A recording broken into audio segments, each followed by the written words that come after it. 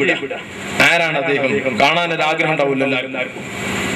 അത് കണ്ടോ, മുജാഹിദ് ബാലുശ്ശേരി. അദ്ദേഹം പാണ്ഡിത്യം മനസ്സിലാക്കി. അതുകൊണ്ട് മേലിൽ അന്തം കമ്മി വർത്താനം അലവി സക്കാബിന് പുറത്തൊരു പറയരുത്.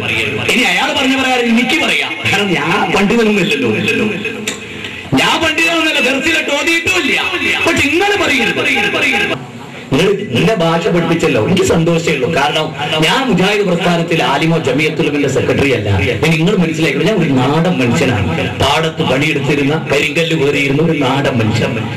ഈ നാടൻ മനുഷ്യനെ ദീനിനെ പറ്റി പഠിച്ച് മനസ്സിലാക്കിയപ്പോ അത് ജനങ്ങളോട് പറയണമെന്ന് തോന്നി. അത് പറയാ ജനങ്ങളോട്. കേട്ടോ, മുജാഹിദ് ബാലുശ്ശേരിന്റെ പാണ്ഡിത്യാണ്. ഇപ്പൊ മൂപ്പരെന്നെ പറഞ്ഞാൽ പിന്നെ നമുക്ക് പ്രശ്നമില്ലല്ലോ. ഞാനൊരു പണ്ഡിതനല്ല, ജംഇയ്യത്തുൽ ഉലമയുടെ സെക്രട്ടറിയോ പ്രസിഡന്റോ അതൊന്നും അല്ല. ഞാൻ പാടത്ത് പണിയെടുത്തിരുന്ന, കരിങ്കല്ല് കോറിയിൽ ജോലി ചെയ്തിരുന്ന ഒരു നാടൻ മനുഷ്യൻ. നിങ്ങൾക്ക് ആ പണി ഇപ്പൊ മുടങ്ങിയിട്ടുണ്ടെങ്കിൽ ഒന്ന് അന്വേഷിച്ചൂടെ?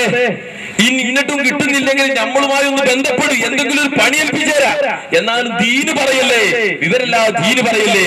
വിവരല്ലാതെ ദീന് പറഞ്ഞാൽ അബദ്ധത്തിലല്ലേ പോയി ചാടുന്നത്. ഇതാണ് മുജാഹിദ് പണ്ഡിതന്റെ രണ്ടാമത്തെ വിചാരം.